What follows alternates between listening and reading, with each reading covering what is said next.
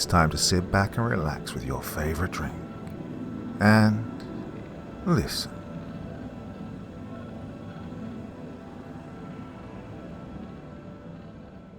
Worst hotel. Third shift. So, me and this guy are standing outside the shop. Curses, mythology and science theory and application, the sign says. He goes to walk in and I start to follow him. Oh no, you stay out here, he said, putting his hand on my chest to stop me. What? Why? I asked, knocking his hand off me. He didn't respond, he just turned and kept walking into the shop. I guess I'll just go fuck myself then, I yelled after him. Yeah, excellent suggestion, the man called back, walking through the door. So I just strolled around in front of the shop for a while until my feet got tired and I found a bench to sit on. I plopped down, tossing my bag to the side, and sat back to watch all the strange creatures walk by and go about their business. I took a little time to appreciate the situation by looking up from the bottom of the canyon at the criss-crossing building-sized stone structures sticking out from the canyon walls, the lights flickering as occupants walked by the windows. I really had to make it a point to come back and see what it was like inside one. This place was amazing. About halfway through staring at this weird person thing with flashing lights all over its body, someone who'd sat down next to me without me noticing decided to speak to me. Hey, hotel staff, the voice erupted in my ear. Holy fuck, guy, what the hell? I yelled, jumping out of my skin. Where the hell did you come from? Same place as you, more or less, the being next to me said, gesturing to their black clothes that matched mine. They had a deep, almost booming voice and muscles under and over other muscles. Oh, this guy had what I can only describe as a snooky orange skin that looked like you could have used it to sand paint off your car. His hair was long and a deep crimson red and looked like each strand was as thick as twine, causing it to almost stand up on its own. Escort duty, the orange man mountain thundered. Yeah, you too? I answered, flinching from the volume. No, the golem replied, slamming his fist into his chest, causing an unbelievably deep thud that shook the ground hard enough to unsettle dust and small rocks, and actually made me feel a little sick for a second or two. God, how did this monster sneak up on me? How is this bench even holding him up? I came here on vacation from my hotel. My family works and lives here, he boomed with a smile, puffing his chest out proudly. I was just on my way back when I saw you. He said it a bit softer this time. You must be the new 137, the one who can break his cudgel. I've heard about you and I wanted to meet you, he added. Oh, yeah, that's me. How'd you already know me all the way down here? I asked. Well, I just started a couple of days ago, and I was in that crazy room for one of them. Oh, word travels faster than feet in this place, my friend. And someone who can break a cudgel is big news, he explained. Especially anyone who Mr. Giggles kept for so long. He, prefers Mr. Jiggles, I said before thinking of what might come from correcting what had to be an actual titan sitting next to me. Is it really that big of a deal? I added in an attempt at diversion. Oh, yes, my friend. Very exciting news, he bellowed again. Okay, so I'm starting to use a thesaurus. Sue me. You must be very talented. I came to test you for myself before I leave. Oh, that's very flattering for you to... Wait, what? I shouted in the purest terror of what he might have just suggested. Test me? How? Oh, I challenge you to spar with me, he said proudly, slamming his fist into his chest again, even harder, the resulting boom causing a ring of dust to race around the ground in all directions and my vision to blur for a second. This guy's making me physically ill just by pounding his chest, and he wants me to try and fight him? Good God, what fresh hell is this? Thanks for the offer, Mr. I said. What do you say your name was? Ian in Vort, Dorkistadem Kothakor, he proclaimed, following with his hardest chest pound yet. Oh, I think that one might have rattled something loose in my brain, because if you'd asked me my name right then, I probably wouldn't have been able to tell you what letter it starts with. Once I'd recovered, I gave talking another try. Yeah, thanks for the offer, Mr. Guy, but I like being alive and you crushed me like an empty peanut shell. Ah, nonsense, he shouted. Come, we fight, he said, grabbing one of my arms in what he might have considered a delicate grip, and dragged me away from the bench like a wet towel, the tips of my boots dragging across the ground behind me, leaving two sad little parallel trails all along the way.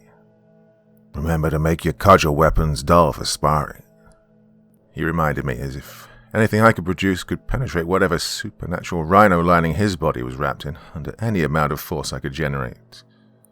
Ready, set, go, he rumbled, raising his own cudgel level with me. Before I knew what had happened, I was sliding across the ground, a loud metallic ringing sounding in my ears. I opened my eyes, looking up into the dark, cavernous void of the library sky. I was holding something, some things, in both hands. A shield, a sword. I didn't even remember doing that. I mean, if I didn't, I probably would have been a red strain across the wall of the canyon at that moment, but I still didn't remember doing it. I didn't have time to. It all happened so fast. Mr. Giggles taught you well. You have good intuition, the orange monster thundered as he stood next to a massive club-like weapon that was almost as big as my entire body. How the hell was he supposed to make that dull for sparring?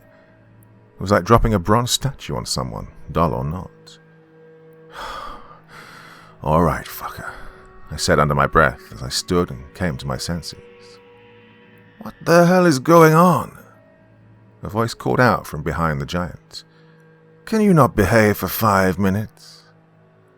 A bluish-skinned woman with grey hair and hotel staff clothing yelled, walking up to the scene. She looked mean, but might put an end to all this for me. What luck. This is the new 137. I was having a sparring match with him, the man exclaimed happily. Well, this changed the new woman's attitude immediately. Oh, really? Right, well, I got him next, she said, and then moved back out of the way. My savior had abandoned me. A loud grunt came from my side. Without looking, I rolled out of the way just in time to see the human-sized maul's stick decimate the ground where I was standing a split second before. I was almost a peanut shell, but I was still 2 for 2 in the not dying department, so I took some initiative. I got to my feet and took off, circling to his right. Well, he did exactly what I thought he would, taking a wild swing to try and stop me from moving. I was able to duck under it and get an opening. I swung my sword down against his open back, which bounced off with an obnoxious clang. Maybe it itched a little, I hoped to myself. I wasn't going to be able to do shit against that truck bed lining skin of his, sharp weapons or not. So I thought quick and hatched a plan in desperation. While the Orange Hulk was getting ready to swing that giant club of his, I noticed he hadn't changed the shape since we started. Maybe he either really liked that one or just wasn't good at switching from one to the other. It was big and heavy and easy to get behind. My idea was born. I snapped the sword and shield halves back together, aiming the bar at his face. As he reared back, I changed the bar to a spear. I'd learned with Mr. Gicles that you can use the spear as an arrow-like thing from a certain distance as it transforms. The head shot forward like a bullet, ricocheting off the center of his forehead, causing his head to snap back, stunning him for just a second as bright sparks flew off his surprised face in all directions. I sprinted forward as I brought the spear back to me and swapped it back for my sword and shield once again. In response, he swung the massive weapon like a golf club, launching huge chunks of earth and rock at me. I managed to block a lot of it with my shield, but a hunk of something hard caught my skin, knocking my left leg out from under me. But I didn't stop. As my leg gave out, I leapt forward with the other and rolled under the giant's follow-up attack. I was close and almost underneath him. I put the two halves back together as fast as I could, aimed one end towards the ground and the other at his stomach, and expanded it in both directions as far as it would go. Oh, Leslie was right. They do come out fast. I was close and almost underneath him. I put the two halves back together as fast as I could, aimed one end towards the ground and the other at his stomach, and expanded it in both directions as far as it would go. Oh, Leslie was right. They do come out fast. The force launched the beast at least 30 feet into the air and back down to the ground in a loud crash. But he was back on his feet in a second, like he just tripped and fell. I readied myself again as he reached down and plucked the huge club out of its crater where it had fallen, like it was a toy, and rested it on his shoulder. Nicely done. You're a clever fighter. You think fast and use your weapon in unique ways. He praised me with a chuckle. Me next, the blue woman said, stepping between us. Oh, here we go. At least maybe she won't try to mash me like a bug, I thought to myself as I split my cudgel in two again in preparation this time, and raised the shield. In the blink of an eye, she drew her cudgel from its holster and leveled it at me. This time I had enough time to angle my shield as the head of a spear rocketed toward me. I felt the impact and heard the clang as it deflected off to my left, almost knocking me off balance. I began to notice that the transformation speed of the cudgel seemed to be a popular way to launch a preemptive attack and close the distance among the other hotel staff as well. I took my chance without thinking. I bolted straight down the center line at her, keeping my shield against her spear. When I finally reached her, I dropped to one knee. By now she'd managed to retract the spear and change it to a small axe, which she swung down at me. My shield was already waiting in anticipation over my head. The axe clashed against it as I swung my sword at her leg. She was able to step back and avoid it, but I used that momentum to spin and bring my sword up to my shield, swapping the shield side for the sword and the sword for the shield in an instant, to use my left hand to swing my sword towards her leg once more as she tried to advance. Switching hands again, I threw a thrust straight for her as I rose to my feet, causing her to abandon her offensive weapon for a single shield of her own. I had her on the fence. She was good, but she wasn't Mr. Jiggles, or so I thought. In the second we were locked up, I caught a glimpse of her face and the wide-ass grin on it. Oh, balls, I whimpered softly to myself. Suddenly her head ducked down out of sight, and what I assumed was the heel of her foot made contact with my temple. I woke up, some not entirely known to me amount of time later, being dragged by the collar of my shirt out of the canyon. Taking a moment to pay attention to something other than the headache thumping in my skull, I looked back over my shoulder to see the creepy guy I'd come with. He felt me moving around and dropped me. Thanks, I said. How long was I out? I didn't do it for you, the man said. If I show up without you, they might think I had something to do with it, or that I'd run off unsupervised. Otherwise, I would have left you to rot and gone back alone. My fucking hero, I said to his back as I got to my feet, trying to remember how I got there. He's awake. A familiar explosion of a voice detonated from behind me, damn near giving me a stroke. Oh, you took a hit very hard, my friend. Oh, dear God, they had followed us out of the canyon, the orange man and the blue woman. I staggered to my feet and collected my bag from the orange giant, who explained that they decided to travel back with us, since they were leaving about the same time we were. Well, I don't think my companion was too happy about it, but having these two around would be helpful if we ended up running into those jackal gator things. Mostly, they just kept to themselves for the majority of the trip and did their own thing. But we did talk enough for me to find out that they were roommates, and that roommates basically equates to partners.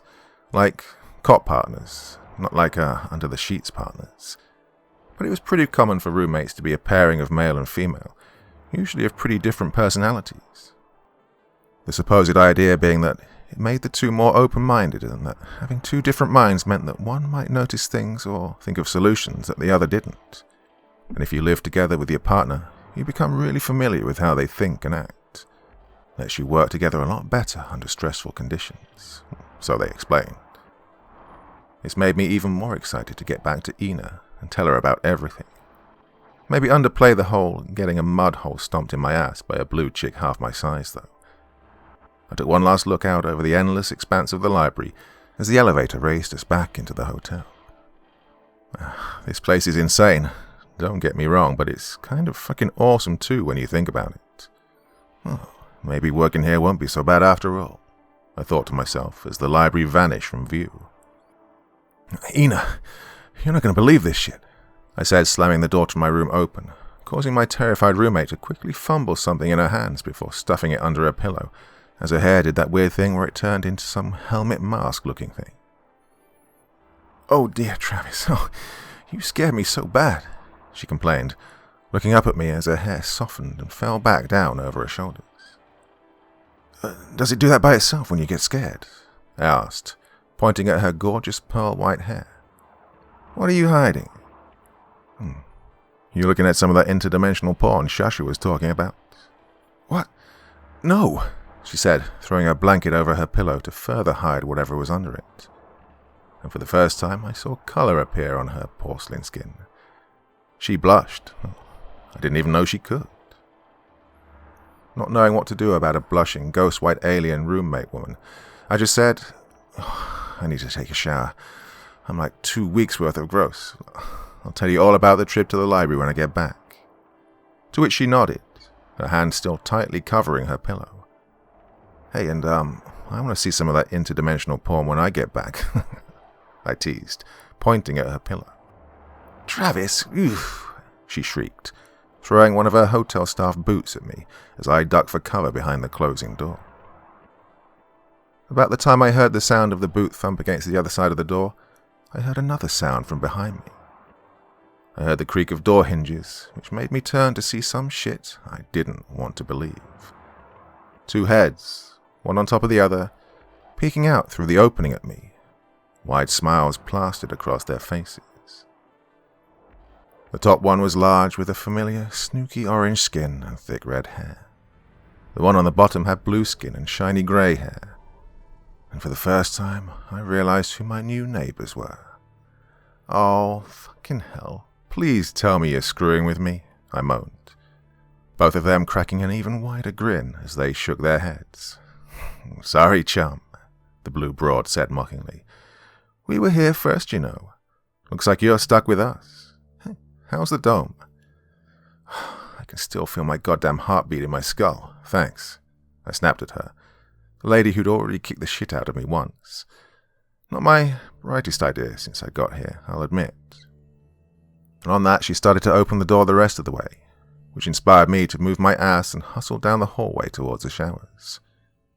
I peeled off my clothes. They were pretty stank at this point, in the locker kind of area, and slipped into the bathing area only to run into the man Sasha chick, butt-ass naked. I slipped on the wet floor and barely managed to catch myself. Oh, shit, sorry, I yelled, covering my eyes. Yeah, you need to get over that. Naked's, naked round here. Guy or girl or whatever, she said, moving forward a few steps so I could shimmy past her.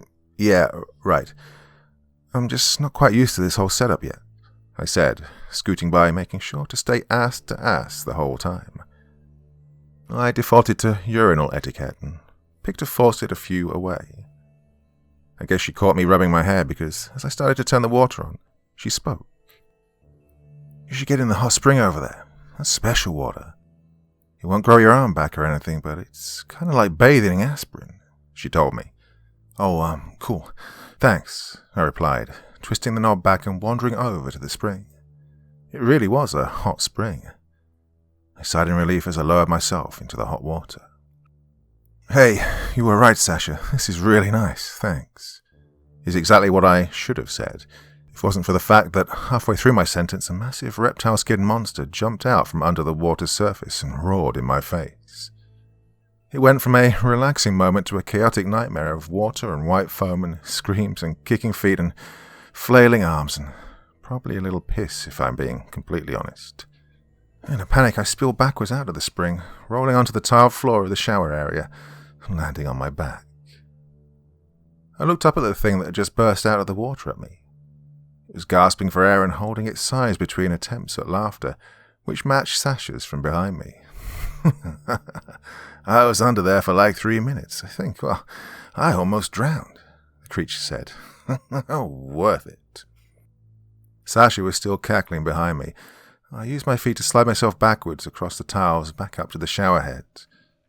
Once my head bumped against the wall, I reached up and turned the nozzle, allowing the water to fall over my body as I laid underneath. As I felt the cold water slowly start to warm, I mumbled to myself, "Well, never mind. I hate this fucking place." I slung the door to my room open and dragged my feet as I walked in, slamming the door behind me and stomping to my bed. I passed Ina, whose hair was unfolding from the helmet mask shape, back up into the deer horn-looking shape. I had a passing thought that moment that maybe helmet meant scared or surprised, hair meant relaxed, and horns meant curious or something like that. I dropped my black and gold WH bag and dove into my bed head first and screamed into my pillow. "Oh goodness, Travis, what's the matter?" I heard Ina ask as she stood up and walked over to me. "The other kids were mean to me," I said, my voice still muffled by the pillow. "That's not nice," she said sternly. "Do you want me to talk to them? I can make them stop," she offered. "No," I answered, again into my pillow. Well, partly because that'd be the end of my streak red with these people, but also because I could only imagine how bad it would go if she tried to mix it up with that big lizard thing that was in the showers. It looked like the creature from the Black Lagoon's roided-out cousin, and Ina looked like she'd get knocked off balance by a strong breeze. I'd rather just take the hit to my pride. "Well then, just tell me about your time in the library," she said, pushing my shoulder. "You were very excited about it earlier. Now you can tell me." "Oh, yeah," I groaned, rolling over in bed, almost pushing her off the edge where she'd been sitting. "You probably don't want to hear about all that," I added. "I do too," she exclaimed. Then she bounded across the room and pulled her own small bed next to mine before hopping onto it and laying down on her side to face me. "Now tell," she demanded. So I did. We talked forever about the library and everything that had happened and how amazing it was, and the strange guy I was with, and the fight and everything. We talked until we both passed out, apparently. I woke up the next morning laying across from her as she slept. I didn't realize her eyes actually closed until that moment, and then she opened them. But they weren't the black icy voids I'd seen before. They were like rainbows or one of those pictures of a galaxy out in space, just with a pupil in the middle. "Wow," I said, without realizing it. What is it?" she asked, raising her head slightly off her pillow. "Oh, your eyes are really pretty," I said like a true jackass. "I mean, your eyes, they aren't, black anymore." "Oh, yes, they're like shells that protect our eyes from damage. I forget sometimes," she said as the deep black lenses lowered over her galactic eyes. "You got billed in Oakley's. Sweet," I joked, not knowing what else to say. And then we both got ready and headed to the custodial nexus to check our rosters, as I'd been instructed but never got a chance to actually put into practice until now. But that day ended up panning out to seem pretty close to a regular job for a regular schmuck like me. And it stayed pretty regular like that for a couple of weeks. That is, until I checked the roster and saw Travis Ina. Delivery. What the hell does delivery mean? I asked, turning to look at her. The explanation on the way to the front desk somehow managed to do something that was getting increasingly harder and harder. It blew my mind wide open again. We had to deliver small pieces of the metal our kudgets were made of to a very special craftsman to, now, get this, make goddamn vampire-killing weapons with. Yeah, so, vampires are real, or so I'm expected to believe now, and this place helps kill them on account of the well, they're supposedly rotten things that have something to do with drugs and farming homeless people or something. Though I wasn't told what the interdimensional aspect of that situation was at the time. Anyway, the hotel has this dummy organization with this stupid name no one can ever remember. They basically use it to hand out these vampire-killing weapons to control the issue.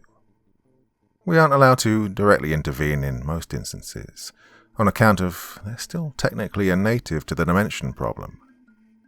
But that's, well, the long and short of it. We got to the front desk where there's a box waiting for us in front of Pete and Leslie. I hadn't even made it up to them yet, and I already had enough of them. As we approached, Pete opened his mouth to talk. "Still scared of the water there, bud?" he tried to say, but I snatched the bell off the counter and slung it at his head. He ducked just in time for it to clang loudly off the corkboard behind him. "Not today, you slimy prick," I exclaimed, pointing at him in warning. His face drew up into the look of someone who'd just smelled their own shit for the first time and wasn't happy with the aroma. "Hey, you, nerdy one," I said, turning to Leslie and picking up the small wooden box. "What do we do now?" "You take him out the front. There's a van waiting for you with the location you're going to be making the delivery to," he explained. "Wait, so, I get to leave?" I asked in mild shock. "Yeah, but if you start fucking off or you aren't back within a certain time, that key on your hand's going to start dragging you back whether you come willingly with it or not. So, don't," he warned. "You're still on hotel time." So, Ina and I made our way out of the front door. "Are you... what the hell?" I yelled when I turned to see what she looked like. Well, not a regular person, but more human than a few seconds ago. Her eyes were a little smaller to match a human's, and her hair, well, made more sense, I guess. Her skin was still super white, but she could pass for an albino or something like she was. "Wait, what just happened?" I asked louder than I meant to. "The hotel does it when we leave. It helps to blend in," she answered as calmly as possible. "If you go to a different dimension, this would happen to you." Well, I guess that does make sense," I said, looking around to notice that this wasn't New York. I just walked out the same door I'd used to walk in, but I didn't walk out to the same place I'd walked in from. Not the craziest thing to happen up to then, but I wasn't expecting it either. We both climbed into the van, me in the driver's seat and Ina as the passenger. I hit the GPS on the dash and the screen lit up.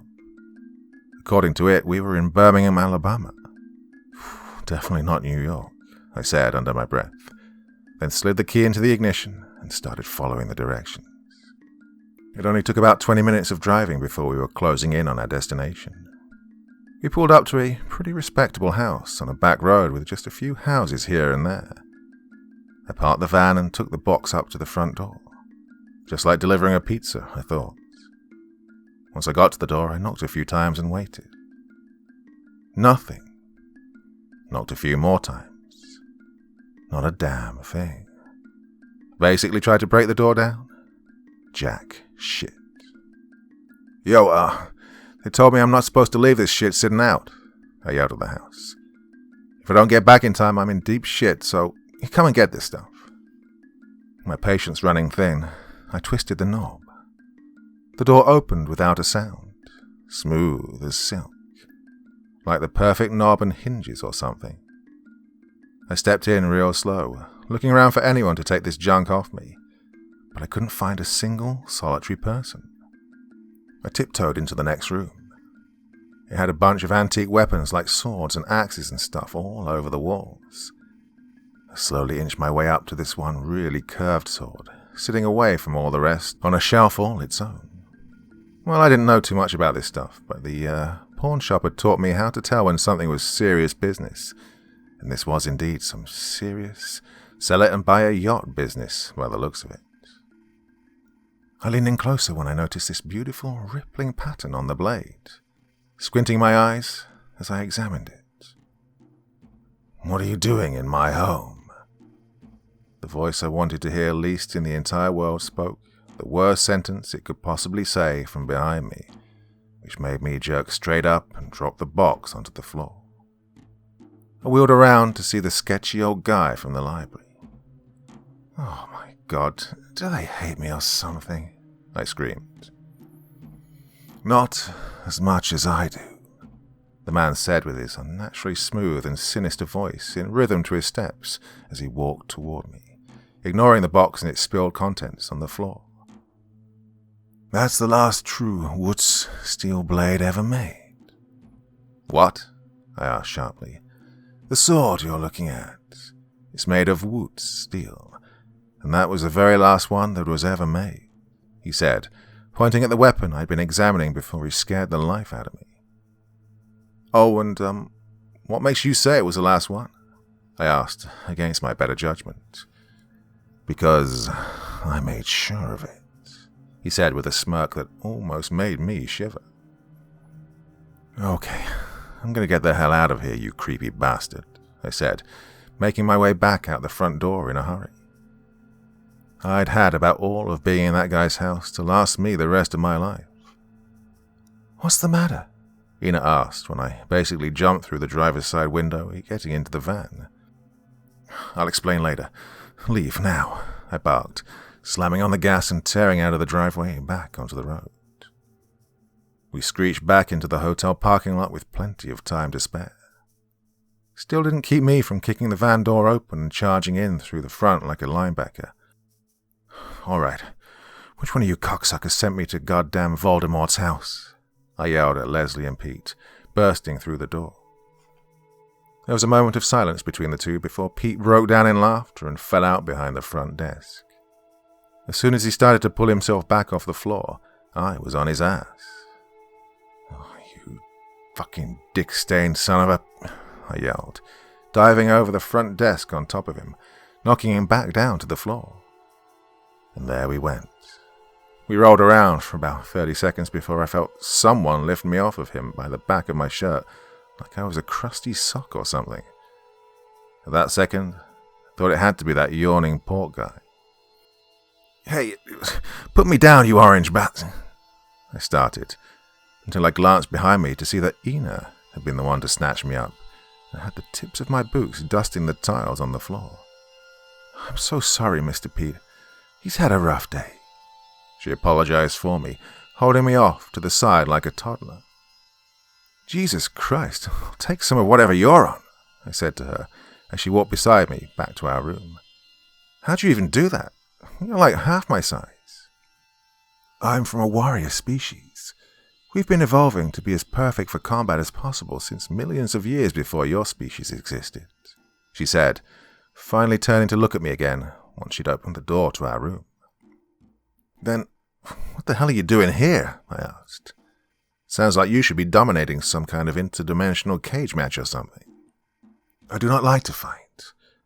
Where I am from, they put ones like me to death unless we escape before they find out," she answered grimly. Her voice still carried that same bell-like tone, though. "Oh, shit. I'm sorry. I didn't mean to bring up any touchy business," I apologized. "It's okay, Travis," she said.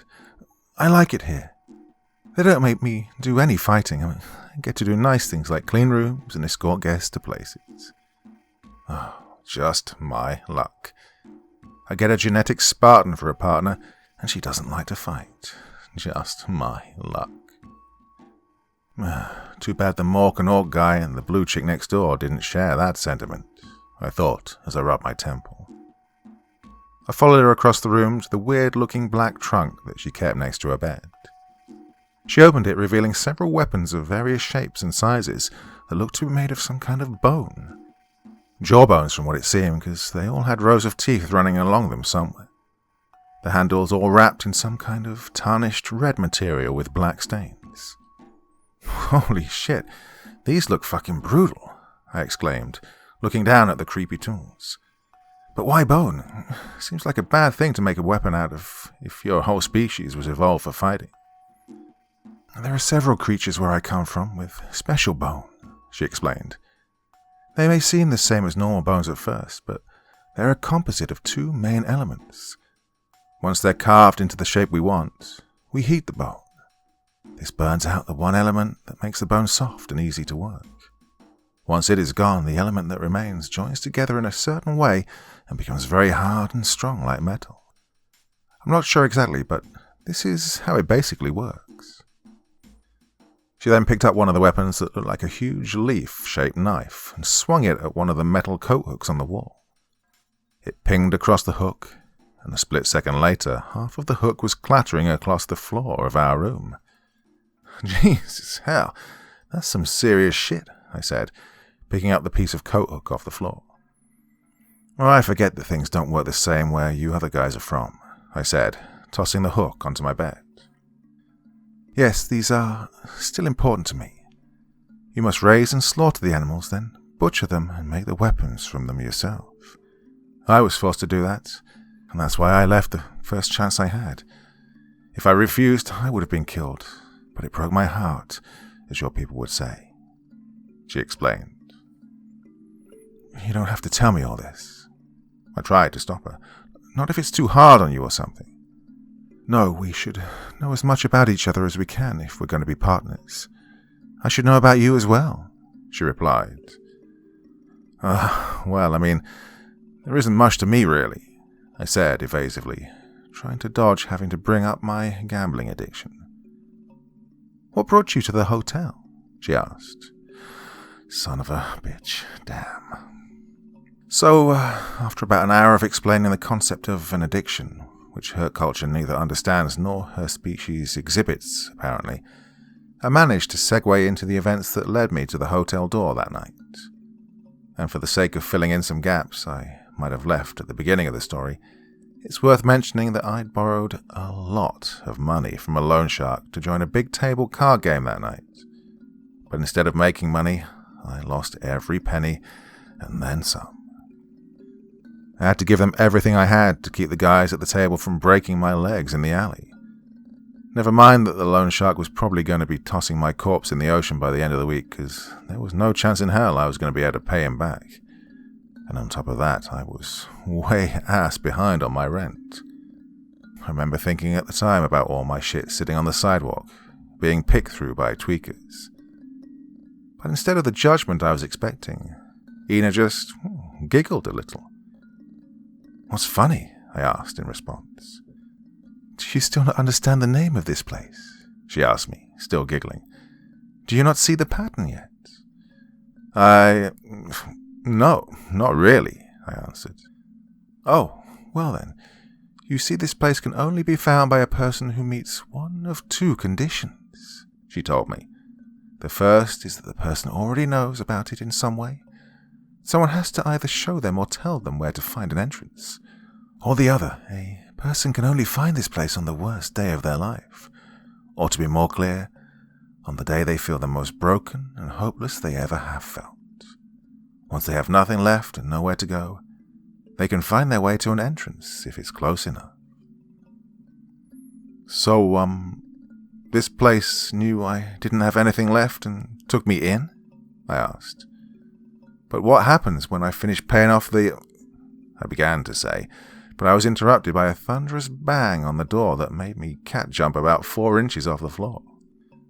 Ina did that gliding walk of hers over to the door and opened it. Hello, neighbor. That pork and stalk man's voice boomed into the small room, damn near deafening us. We have something for you, the blue lady whose name I still didn't know said, sticking her head through the opening. Have... for me? I asked, caught off guard by the statement. Yep, move, she said as she forced her way in, the orange titan close behind carrying a trunk similar to Ina's that sat open in the corner. He sat the trunk down next to my bed and stated proudly, Some of your things from home. Home? What? I yelled, sliding up to the trunk on my knees and slinging it open. They'd gone out and got my most treasured possessions. How did you... I don't even care, I said as I ran over and hugged the two, my grandfather's wristwatch clutched tightly in my hand. As I stepped back, wiping tears and some snot off my face, the blue woman spoke again. I figured this might make up for... You know, the concussion, she said as the giant overshadowed her, smiling down on everyone in the room, his fists resting proudly on his hips. After a while, we'd all moved into the common area, and were all sitting around a table eating our respective foods. Oh yeah, I didn't tell you how that works. It being explained to me fits in here somewhere, but I can't remember exactly where that is. Well, anyway, you can use the money you make here to go to the market at the base of the library's elevator and buy all kinds of different foods. And they even have charts that say which foods what species can and can't eat. There's things there that taste better than anything you can find anywhere on Earth. I mean, don't get me wrong. There's stuff down there that tastes like sweaty ass cooked in a juicy dumpster over a pile of burning diapers. But some of it's really good. Anyway, as we sat there eating and burying the proverbial hatchet, Leslie comes walking up. Yeah, the 4 of you will do, he said, fingers resting under his chin like he was a detective or something. We'll do what? I asked, suspiciously. Looks like a crawler got out somehow and started multiplying. Got a neighborhood in New York not too far from the hotel entrance where all the pets are going missing. We need you 4 Teletubbies to go take care of it before they eat someone. Guy already hit one in his van. Oh, we don't need this kind of shit show. So, move out, chosen ones. We already have a hotel van with all the necessary equipment waiting outside, he ordered. Ina, you know the drill.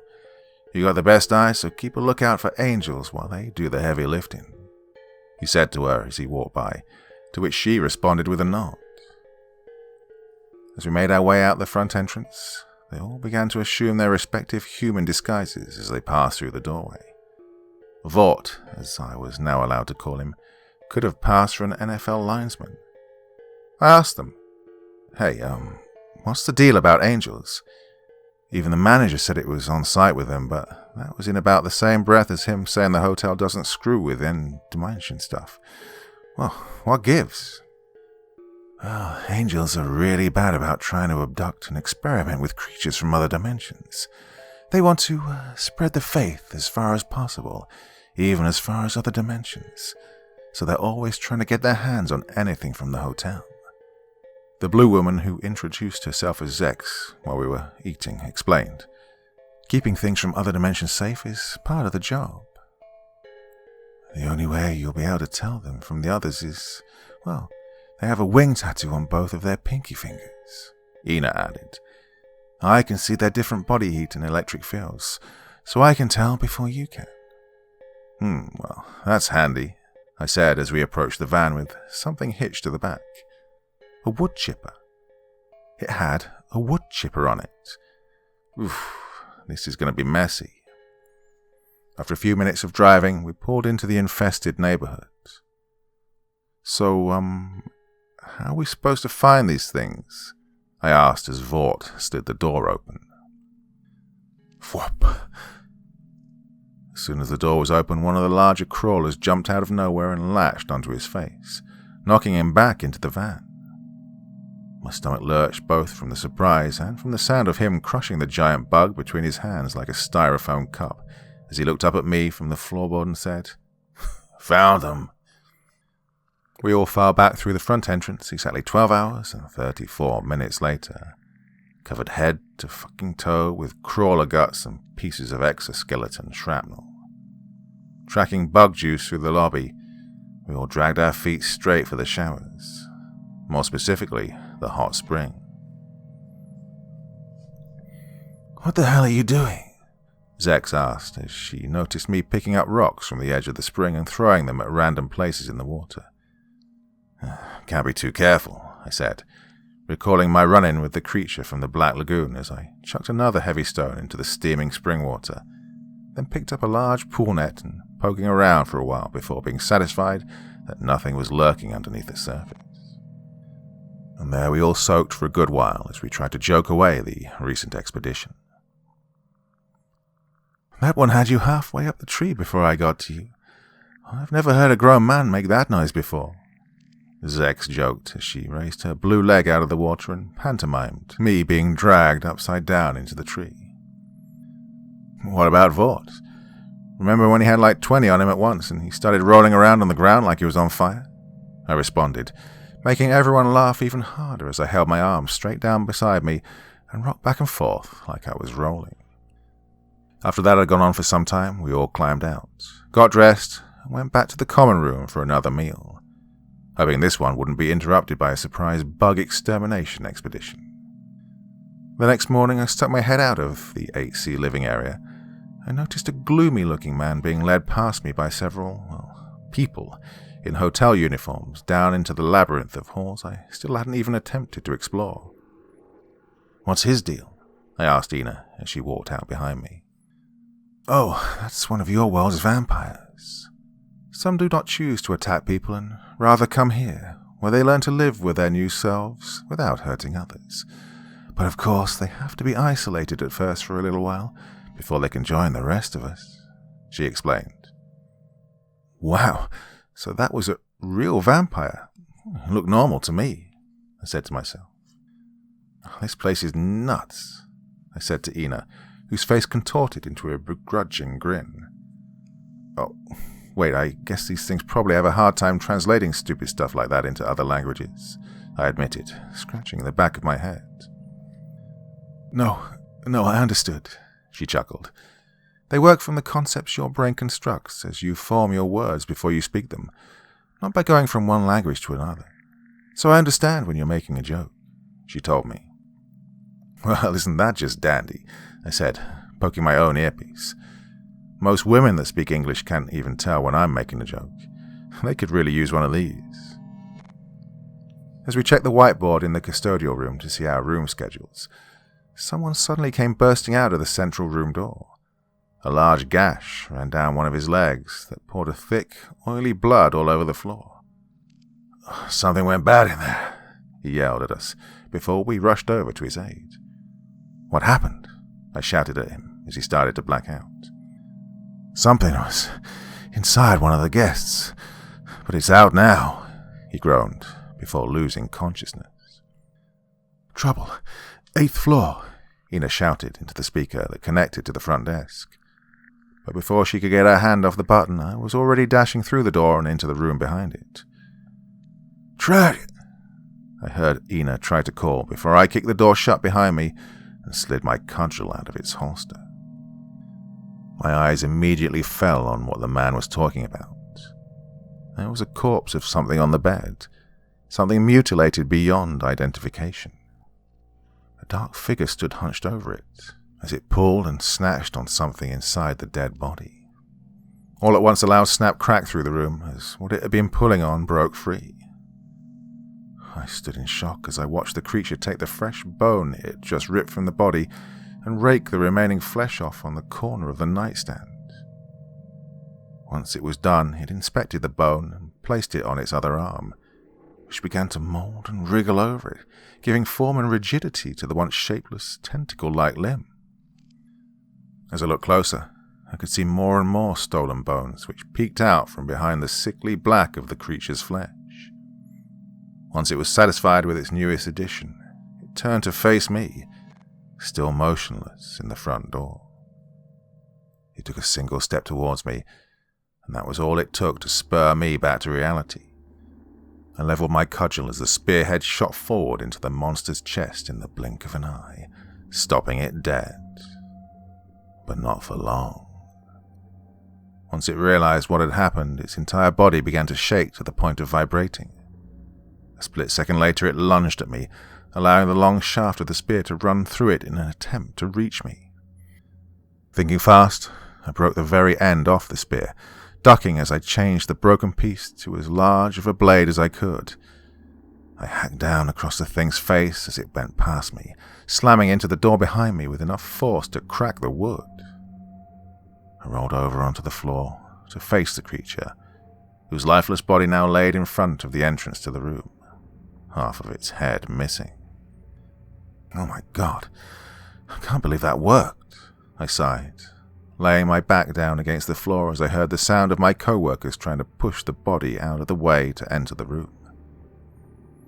"We have a serious problem here," the manager spoke as me, Ina, and several others stood just outside of his office, from where his figure formed from the wall next to his office door. That was a very dangerous parasite, one that grows in the soft tissues of its victim before evacuating and using its victim's bones for its own. And not only that, but I now have reason to believe this was done to our guest deliberately. We all shifted in place. But the worst news, so to speak, is that I suspect the one who did this may have infected others as well. Which means you will all have to find out who might have been infected as soon as we determine who the culprit is. So, we might have to deal with more of those things? I asked nervously. I am afraid so. I don't think we'll be able to get everyone before they reach maturity, the manager answered. Right now, we're just going to try to mitigate a catastrophe and keep it contained in the hotel.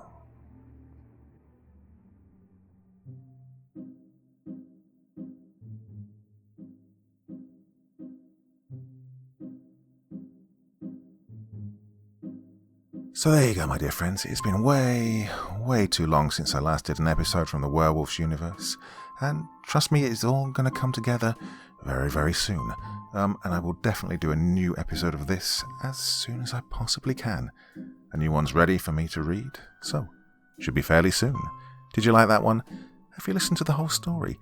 If you're new to it and you didn't realize this was part of a series, then sorry, that probably didn't make very much sense, but it is a phenomenal collection of stories and well worth going back to the start and revisiting if you've already listened, and visiting for the first time if not. Well, it's Thursday. This was a bit of a bonus. I'll be back again tomorrow with something delicious for all of you. Until then, very sweet dreams, and bye-bye.